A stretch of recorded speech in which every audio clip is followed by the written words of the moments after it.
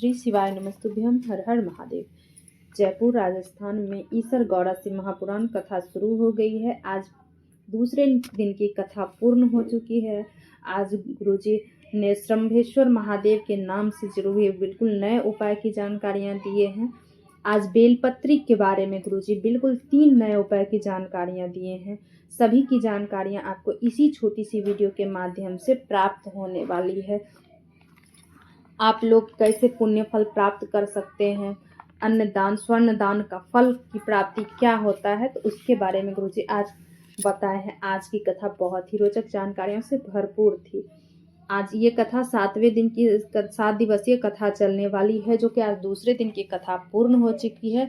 ये कथा आप 1 बजे से 4 बजे तक आस्था चैनल यूट्यूब के माध्यम से देख सकते हैं। आज की कथा में गुरुजी कुल पत्र उपयोगी सहित 9 जानकारियां दी हैं। सभी की जानकारियां आपको इसी छोटी सी वीडियो के माध्यम से प्राप्त होने वाली है। आज की कथा आप लोग नहीं सुन पाए हैं किन्हीं कारणवश, तो पूरी कथा का रास्ता तो आपको इस छोटी सी वीडियो के माध्यम में मात्र 8 से 10 मिनट की वीडियो के माध्यम से प्राप्त होने वाली है। पूरी कथा का रास्ता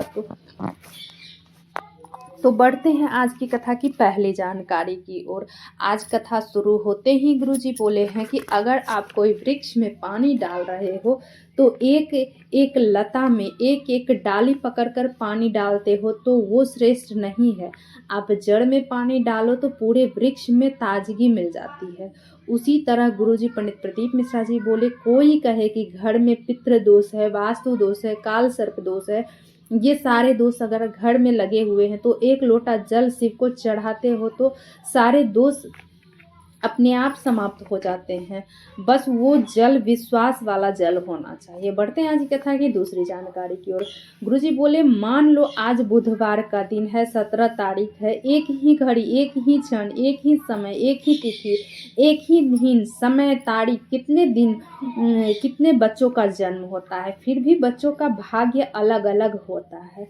कोई जन्म लेते ही राजाओं महाराजाओं वाला जिंदगी जीता है, कोई गरीब वाला जिंदगी जीता है, पर जन्म एक ही दिन, समय, तारीख, एक ही तारीख, महीना, सब कुछ एक ही होता है। फिर भी क्यों ऐसा, क्या कारण है जिसका आपका ऐसा होता है? आपका पूर्व का किया गया कर्म। इसलिए कहते हैं मत बुरे कर्म कर रे बंदे वरना पछताएगा। तो आपका जो किया हुआ कर्म है उसी कर्म के अनुसार आपको फल भोगना पड़ता है।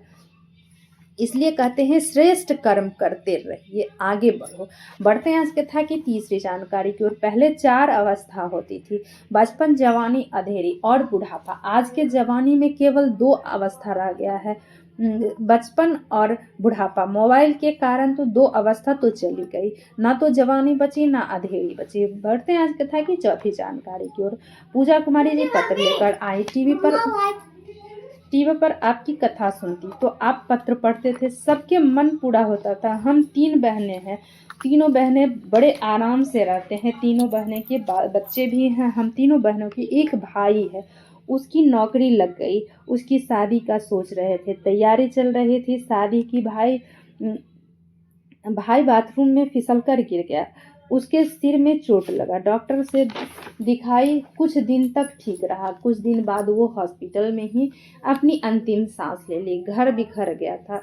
मेरे माता पिता 50 साल के हो चुके थे। मैं बोली, माँ आस्था चैनल पे कथा आती है, कथा सुन। माँ बोली कि क्या बोल रही है तुम, जवान बेटा चला गया, बेटी के बाल बच्चे हैं, अब इस उम्र में क्या करूं मैं। जिद की तो माँ आपकी कथा सुनती। सीहोर चली गई, कथा सुनी, बाबा से विनय की कि बाबा मेरा जवान लड़का चला गया, मेरा लड़का वापस दे दो। मेरी माँ गर्भवती हुई, बाबा की कृपा से 2 जुड़वा लड़के हुए हैं। उसी का आभार व्यक्त करने हम कथा पंडाल में आए। बढ़ते हैं आज कथा की 5वीं जानकारी की ओर। पिंकी देवी जी पत्र लेकर आई। गुरुजी, 1 लोटे जल का क्या वर्णन करूं, बोलने के लिए शब्द नहीं है। मेरा बेटा 4 साल का था, पूरा शरीर में सूजन हो गया, डॉक्टर से दिखाई तो डॉक्टर बोल दिया किडनी खराब हो गया है, बदलना पड़ेगा। हम सब घबरा गए, हमारे पति पड़ोसी के घर गए, सारी बातें बताए। पड़ोसी बोले, आस्था चैनल पर कथा आती है, कथा सुनो, सीहोर चले जाओ, रुद्राक्ष लेके लाओ, जाके लाओ। सीहोर गए कंकर शंकर की पूजन कर रुद्राक्ष लेके आए, डॉक्टर से फिर दिखाई। डॉक्टर बोला किडनी बदलना ही पड़ेगा। बच्चे को प्रतिदिन जल चढ़वाती, जल चढ़ा के आचमन कराती। रात्रि में 9:15 वाला उपाय किए। फिर डॉक्टर के पास गए। डॉक्टर बोला अब आपके बेटे की किडनी काम करना चालू कर दिया है। उसी का आभार व्यक्त करने हम कथा पंडाल में आए हैं। आपको 9:15 वाला उपाय जो है कथा के वीडियो के अंत में हम बताएंगे। वो भी आप लोग अगर नहीं सुन पाए, नहीं जान पाए हैं, तो आप इस वीडियो के माध्यम से 9:15 वाला उपाय जान ले। कितनी भी बड़ी रोग बीमारी हो तो उस उपाय से आपका वो सब ठीक हो जाएगा। बढ़ते हैं आज कथा की छठवीं जानकारी की ओर। रेणु वर्मा जी पत्र लेकर आए। मैं एक लोटे जल का क्या वर्णन करूं। मेरी शादी के बहुत दिन निकल गए थे, संतान का सुख नहीं था। IVF भी कराया, फिर भी नहीं हुआ। किसी के कहने पर सफ़ेद आंकड़े के जड़ का प्रयोग किए, शिवालय में झाड़ू पोछा लगाती। बाबा की कृपा से 10 साल बाद पुत्र दिए हैं। उसी का आभार व्यक्त करने हम कथा पंडाल में आए।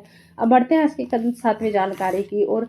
आप लोग अगर 9:15 वाला उपाय करना चाहते हैं तो किसी भी दिन इस उपाय को कर सकते हैं। जिस व्यक्ति का रोग हो नहीं जा रहा हो तो 9:15 वाला उपाय अवश्य करें। किसी भी दिन कर सकते हैं। हॉस्पिटल में भी पड़े हो तो हॉस्पिटल से भी व्यक्ति घर आ जाएगा। करना क्या है, घर के शिवलिंग में भी आप कर सकते हो। मंदिर ना जा पाओ तो आपके घर में अगर शिवलिंग हो तो उस पर भी कर सकते हो। रात्रि के 9:15 पर थोड़ा जल लेना है, उसमें आंवला डाल लेना। आंवला वाला जल आपको शंकर भगवान का अभिषेक करना है, पूजन करना है। रोग उस व्यक्ति का नाम लेकर के करना है। 2 से 3 दिन करोगे तो व्यक्ति हॉस्पिटल से भी छूट के घर आ जाएगा। बढ़ते हैं आज कथा की 8वीं जानकारी की ओर। शिव पुराण की कथा में कहा गया है कि आपके पास स्वर्ण दान करने के लिए नहीं है, अन्न दान करने के लिए नहीं है, वस्त्र दान करने के लिए कुछ भी नहीं है। केवल आप एक काम करें, एक बेलपत्री का पेड़ लगाएं। जो जितना बेलपत्र आपका तोड़ करके शिव जी पर समर्पित करेगा तो उतना पुण्य फल की प्राप्ति आपको होगी। श्री शिवाय नमस्तुभ्यम। हर हर महादेव। दोस्तों, आप हमारे चैनल पर नए हो तो सब्सक्राइब करो, बेल बटन प्रेस करना ना भूलना, ताकि मेरे ऐसे वीडियो की नोटिफिकेशन सबसे पहले आप तक पहुंच सके। वीडियो से जुड़ी हुई कोई भी जानकारी चाहिए तो कमेंट बॉक्स के जरिए पूछ सकते हैं। अगर आप मेरा वीडियो फेसबुक के माध्यम से देख सकते हैं तो फॉलो करना ना भूलना। श्री शिवाय नमस्तुभ्यम।